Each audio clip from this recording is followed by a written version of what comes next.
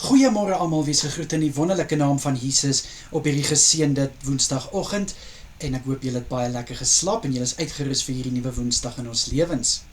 Ek wil 'n bietjie vandag vir jou vra dat wat sien jy? Jy gaan nou vir my sê, dis obvious, ek sien wat voor my is. Natuurlik, ons almal sien wat voor ons is. Okay, nou nie almal nie, maar die meerderheid van ons sien wat voor ons is. Maar hier's 'n ander vraag. As jy nou deur jou geestelike oë kyk, wat sien jy? Sien jy die omstandighede waarin jy is? Sien jy die situasie waardeur jy gaan? Sien jy die dinge waarmee jy sukkel? Of sien jy dat God is besig om in jou lewe te werk? Sien jy dat God is besig om iets nuuts te laat gebeur in jou lewe? Sien jy dat God is besig om vir jou 'n deurbraak te gee?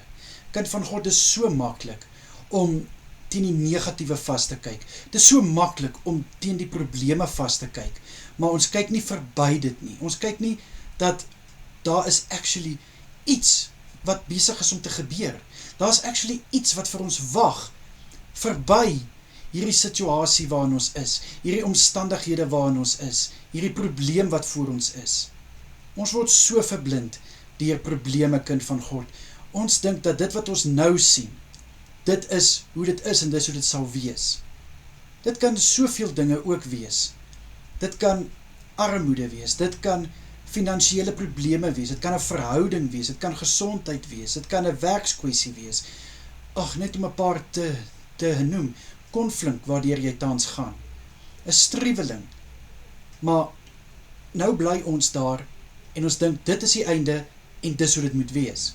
Maar as ons net verby dit kyk, dan kan ons actually sien, maar okay, daar is iets wat ek hieruit moes leer, of daar's iets wat besig is om te gebeur as gevolg van hierdie situasie waardeur ek gaan, hierdie seisoen waardeur ek gaan.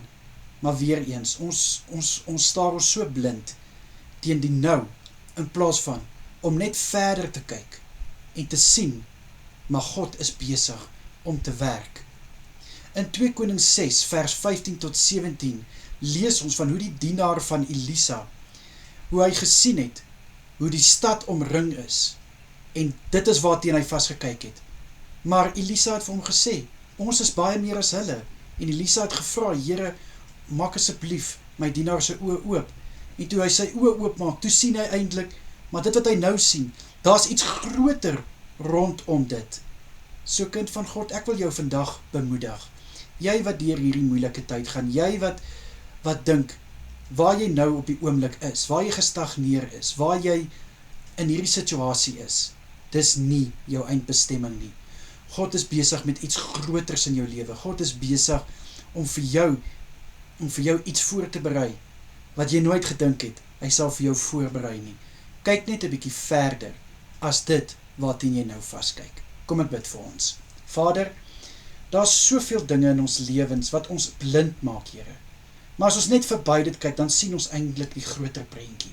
Ek bid, Here, maak asseblief elkeen van ons se oë oop. Maak ons oë oop, Here, dat ons kan sien wat hier besig is om te doen. Dat ons kan sien hoekom hierdie dinge gebeur, waarom hierdie dinge gebeur.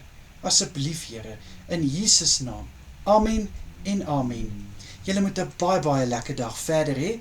Kyk mooi na julleself en wees geseën. Gaan heel wel. Totsiens.